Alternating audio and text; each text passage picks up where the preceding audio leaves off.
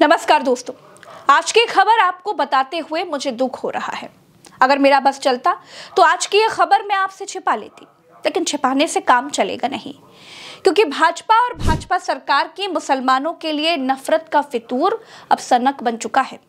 Into Chintu को छोड़ दीजिए, अमित शाह देश के गृह मंत्री ऑपरेशन सिंदूर की आड़ लेकर मुसलमानों का रिश्ता आतंकियों से जोड़ रहे हैं। देश के गृह मंत्री अमित शाह का कहना है कि ममता बनर्जी मुसलमानों को खुश करने के लिए ऑपरेशन सिंदूर का विरोध कर रही थी। सबसे बड़ी बात, मुस्लिम वोट बैंक को खुश करने के लिए ममता दीदी आपने ऑपरेशन सिंदूर का भी विरोध किया। दोस्तों, मैं इस वीडियो में आगे बढ़ूं उससे पहले एक बात को समझ लीजिए कि अमित शाह देश के गृह मंत्री हैं, ये सरकार चलाते हैं, लेकिन बात ये विजय शाह की तरह कर रहे हैं।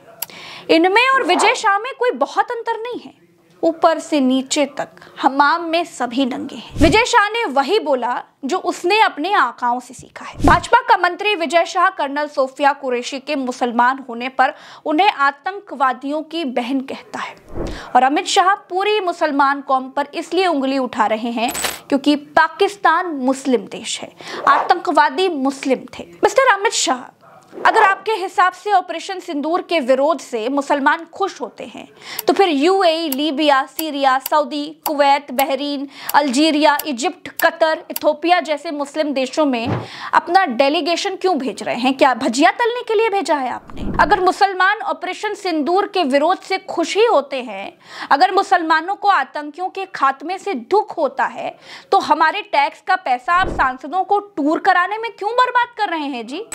आप यूएई को क्यों समझा रहे हैं कि पाकिस्तान आतंकी है? यूएई भी तो मुसलमान देश है। आप क्यों सऊदी को, आप क्यों बहरीन को, आप क्यों इजिप्ट को, आप क्यों कतर को समझा रहे हैं कि वो पाकिस्तान का विरोध करें? क्योंकि पाकिस्तान आतंकियों का साथ देता है। ये देश भी तो मुसलमान है ना।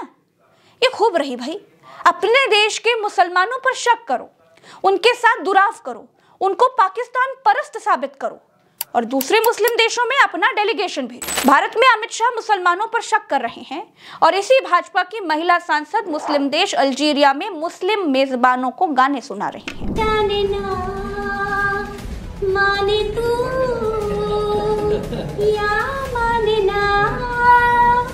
भारत में जो मुसलमान अमित शाह को चुभ रहे हैं, उन्हीं मुसलमानों के देश में भाजपा सांसद गाना गाकर चिल कर रही हैं। दोस्तों, जैसे श्वान की दुम को आप कितनी ही सीधी करने की कोशिश कर लीजिए, 1 साल चाहे उसे नली में बंद करके रख दीजिए, वो कभी सीधी नहीं हो सकती। उसी तरह भाजपा हिंदू मुसलमान करने वाली पार्टी है, वो कभी सुधर नहीं सकती। भाजपा से आप उम्मीद भी मत कीजिए कि जो बड़े पद पर होगा वो समझदार होगा। हिंदू मुसलमान के नाम पर लोगों को बांटना और मुस्लिम विरोध भाजपा के रूट में है, जड़ों में।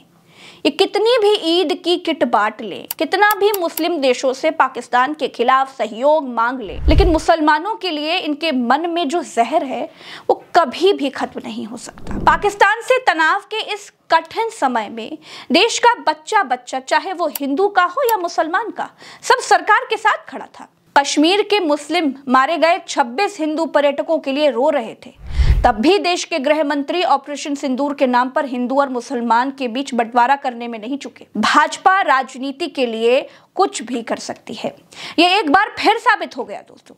इनको देश से ज्यादा अपनी राजनीति की फिक्र है और इनकी राजनीति चलती ही हिंदू मुसलमान अलगाव के भरोसे है। दोस्तों, फिलहाल के लिए इस वीडियो में मेरे साथ इतना ही।